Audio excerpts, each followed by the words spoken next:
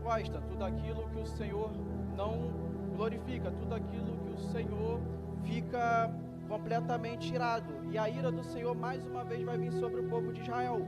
Por quê? Agora, depois de 40 anos de paz na terra, concedida por Débora, a qual o Senhor levantou para libertar aquele povo, novamente o povo de Israel vai cair no mesmo erro. Novamente o povo de Israel vai pecar contra o Senhor. E agora o inimigo da vez é os midianitas, a qual o Senhor vai entregar eles, o povo de Israel, na mão dos midianitas por aproximadamente 7 anos. E os midianitas vinham com o povo do Oriente, e eles destruíam lavouras, destruíam as terras, acabava com tudo, caçava o povo naquela terra. E os israelitas tinham uma estratégia, que era se esconder nas cavernas, abrir buracos e ficarem escondidos. Veja que eles não vão contra o inimigo, eles não devolvem ao inimigo a mesma força que o inimigo atacava eles, e sim eles se escondiam, e sim eles simplesmente saíam da batalha. Por quê? Por medo, e também porque o próprio Senhor entregou eles à mão dos midianitas, para tratar com eles, para os restaurar, para assim mostrar para eles que sem eles, sem o Senhor, eles não são nada. E agora a Bíblia vai dizer que o anjo do Senhor vai descer debaixo do carvalho que está em Ofra, e ele vai descer e vai olhar para Gideão e vai ver, Gideão está no lagar malhando trigo. Veja, ele está no lagar malhando trigo, um lugar onde qual não é para ser malhar o trigo, e sim as uvas. Pisar as uvas era um lugar redondo, um pouco fundo, e ali se colocava todas as uvas e se pisava em cima. Então repare que Gideão está fazendo o que ele deveria fazer no lugar que talvez não deveria estar, talvez um lugar que ele não queria estar, talvez fazendo aquilo que ele mesmo não queria fazer, mas ali o Senhor deu a permissão para ele estar naquele lugar. Então repare que no capítulo 11 o Senhor desce debaixo da grande árvore e observa. Repare que Gideão está malhando o trigo no lagar. Gideão não está vendo o Senhor, ele está ali malhando, fazendo aquilo que veio a sua mão para fazer. Ele não vê o Senhor se aproximar, ele não vê o Senhor descer. E muitas das vezes é assim na nossa vida nos dias de hoje. Nós estamos fazendo aquilo que veio a nossa mão para fazer, aquilo que o Senhor coloca para nós fazermos, e nós não estamos vendo o Senhor, nós não estamos sentindo a presença do Senhor, nós não estamos vendo nada. Por quê? A opressão do inimigo é grande, a opressão do inimigo faz a gente se esconder, a opressão do inimigo faz a gente ir num lugar que na verdade não faríamos aquela coisa naquele lugar. Porém, com o inimigo em cima da gente, nós temos que ir para certos lugares que talvez nós mesmos não queríamos estar. Mas repare que o Senhor está ali a observar, e repare que no capítulo 12, o Senhor vai se apresentar para ele e vai dizer assim: varão valoroso, o Senhor é contigo. Então repare que o tempo do Senhor só observar passou. Repare que nesse meio tempo o Senhor observou Gideão para ver o quê? E eu me perguntei muito em casa sobre isso, e eu chego à conclusão que o Senhor observa para ver se ele não vai murmurar, se ele não vai sair daquilo, se ele não vai sair da onde Deus colocou para fazer malhar aquele trigo, para ver se Gideão não vai voltar atrás, se Gideão também não vai se esconder assim como os outros fizeram. Mas repare que agora o Senhor chega para ele com esta mensagem e fala assim: varão valoroso, eu sou contigo. Mas Gideão, como carne, como pessoa, ele vai gesticular e vai dizer assim: se o Senhor é conosco, por que sobreveio todas essas coisas com o meu povo? Por que tudo isso aconteceu? Não foi o Senhor que trouxe do Egito os meus pais? Repare que quem passou por isso foi os pais dele, não foi ele. Repare que ele está num tempo de adversidade, um tempo que o inimigo está ali, mas no tempo dos pais não foram. Repare que agora Gideão quer também passar por aquilo. Gideão também quer ter aquele testemunho de vitória. Gideão também quer ter aquela liberdade. Gideão também quer ver o seu lar ser restaurado.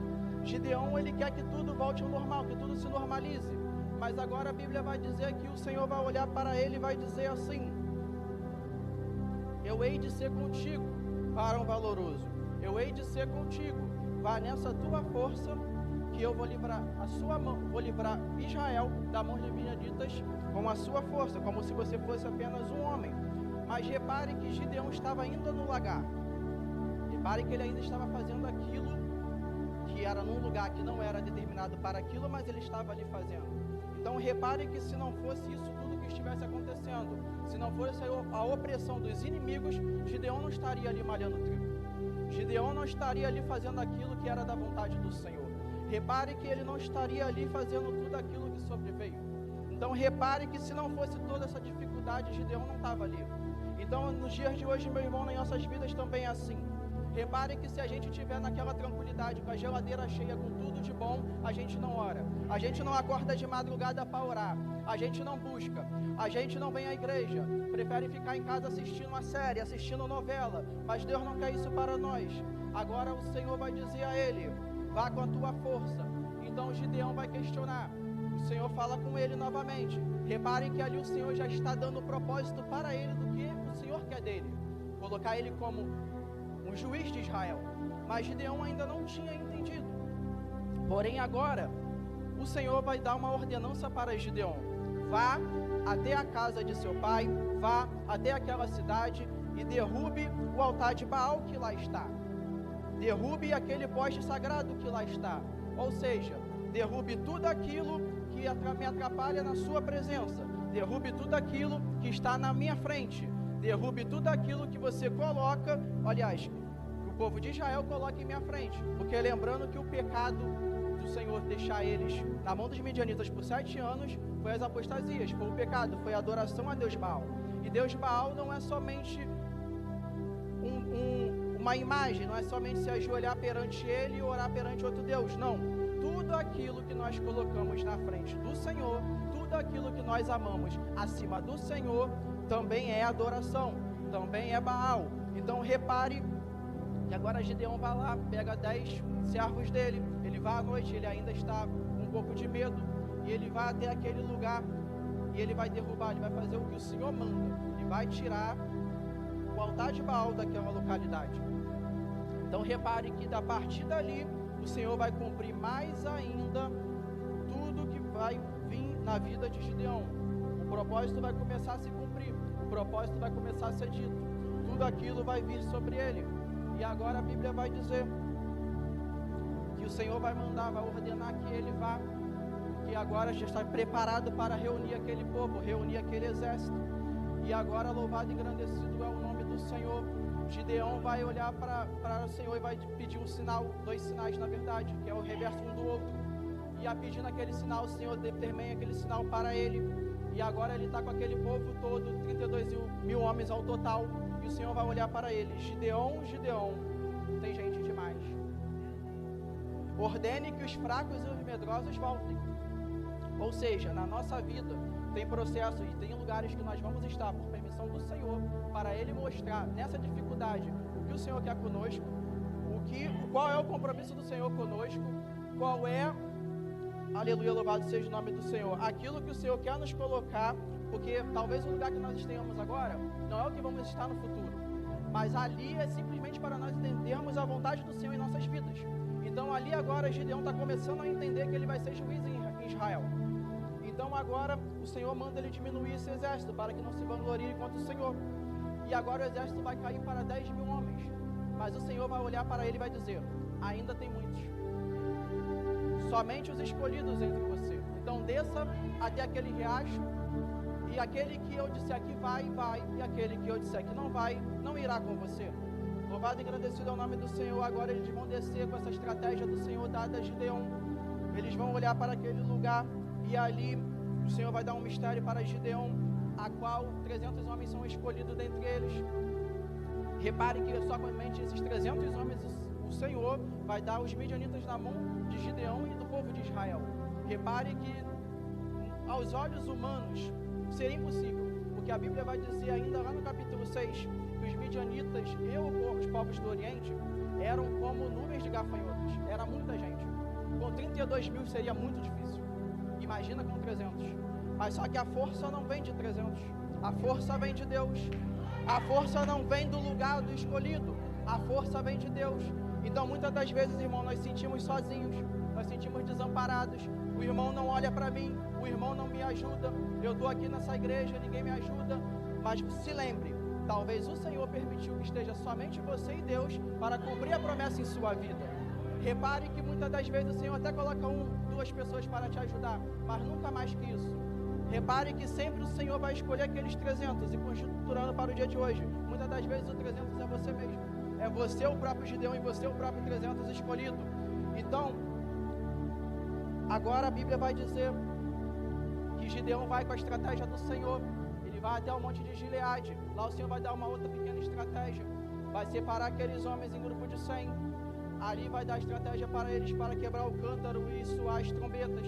Mas veja, louvado e agradecido o nome do Senhor, que a estratégia pode ser aos nossos olhos algo muito estranho, pode ser aos nossos olhos algo completamente inacreditável, mas nunca tente entender a vontade de Deus, apenas tente entender o propósito de Deus na sua vida.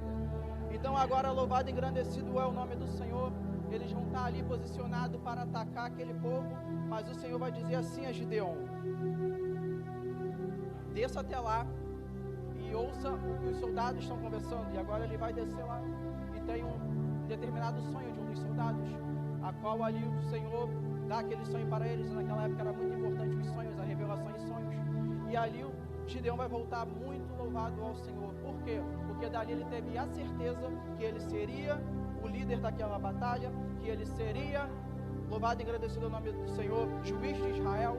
Então agora eles vão partir para a batalha, o Senhor dá a estratégia, e ali eles fazem tudo aquilo que o Senhor manda e ordena. Mas repare numa coisa, o Senhor vai dar a vitória na mão de Gideão com apenas 300. Mas repare que Gideão não pegou em espada, Gideão só desceu no arraial para ouvir o sonho. Gideão não precisou descer com espada e guerrear com ninguém. Repare que o Senhor deixou o inimigo inconfundido no arraial. Repare que a espada dos midianitas voltaram contra si mesmo e eles mesmos se feriram. E ali o Senhor deu a vitória ao povo de Israel e restaurou aquilo que se foi quebrado, ou seja, a confiança no próprio Senhor. Por quê? Porque eles estavam atrás de apostasia, eles estavam atrás do pecado, eles estavam atrás da adoração a outro Deus.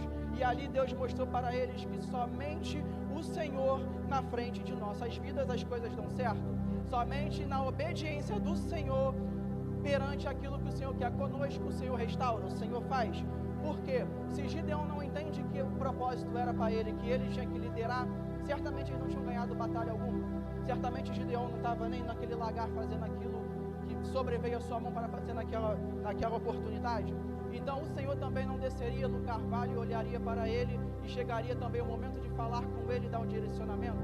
Então repare que se não fosse todos os acontecimentos, o próprio Senhor não tinha descido lá naquela terra. Por quê? Porque a Bíblia diz que quando o anjo do Senhor está na Bíblia, o anjo do Senhor é o próprio Deus.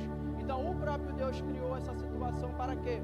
Para que provasse a Gideão, olhasse para ver se ele estava preparado para tal batalha, e para no final o próprio Senhor dar a mão dos midianitas a ele e o povo de Israel ser restaurado, e assim tudo voltado ao seu lugar. Então repare que o Senhor é aquele que também nos cerca. Repare que o Senhor é aquele que ele desce não no lugar errado e sim na hora certa. Repare que Deus não é aquele que se atrasa e sim desce no momento certo. Então agora o Senhor desce naquele momento e vai dar os inimigos na mão de Gideão e do povo de Israel, e vai restaurar tudo aquilo que foi quebrado. Ô glória! E não é diferente em nossas vidas no dia de hoje. Você pode estar pensando que nada está acontecendo, último dia de campanha, penúltimo dia de campanha, e nada está acontecendo, mas o Senhor está te chamando para uma responsabilidade na manhã deste dia. Ou seja, oh glória, Ele está aqui, Ele está sim, Senhor, te olhando, Ele está te observando, Ele está vendo se você vai murmurar, Ele está vendo se você vai olhar para trás, Ele está vendo, oh glória, se você vai voltar para aquilo que fazia antes, ou se você vai continuar na frente, mesmo não vendo o Senhor, mas o Senhor está ali te contemplando, oh glória. Então o Senhor é aquele que Ele tem um momento de nos observar, Ele tem um momento de se apresentar conosco, e Ele tem um momento de falar conosco e nos dar o direcionamento. Então, irmãos, faça aquilo que o Senhor pediu para fazer, faça aquilo que o Senhor mandou você fazer, mesmo com muita vergonha. Hoje, louvado em nome do Senhor, e aqui eu já vou finalizar. É a primeira vez que eu prego, irmãos. É a primeira vez que eu prego na igreja. Louvado e agradecido ao nome do Senhor. Eu agradeço muito pela vida do evangelista Tiago, a qual me fez esse convite. Sou muito agradecido a ele. E repare que e aqui eu já finalizo, eu tinha muita vergonha, irmãos, e continuo tendo. Peço a Deus muito para tirar isso de mim. E eu sei qual é a chamada que o Senhor tem para mim. E eu ficava me acovardando, ficava correndo. o Senhor ali me cercando para fazer, e eu fazia pior que Gideão. Eu não fazia aquilo que no momento eu poderia fazer, que eu tinha que fazer com o que eu tinha em mãos. Eu simplesmente saía do lagar e deixava tudo lá. Eu simplesmente não fazia a vontade do Senhor. E hoje na minha vida eu começo a fazer a vontade do Senhor. E estar aqui diante de vocês, eu estou fazendo a vontade do Senhor. Então, irmão, quando o Senhor chegar naquele momento dele, falar com você e te dar um direcionamento, apenas faça e obedeça. Apenas faça e obedeça, mesmo com medo, mesmo embaixo de muitos sinais. Apenas ouça a voz do Senhor e seja obediente a Ele. Por quê? O Senhor vai restaurar tudo aquilo que foi quebrado na sua vida e na sua casa. Irmão, fica com essa palavra no seu coração, e assim eu agradeço minha rica oportunidade em nome de Jesus.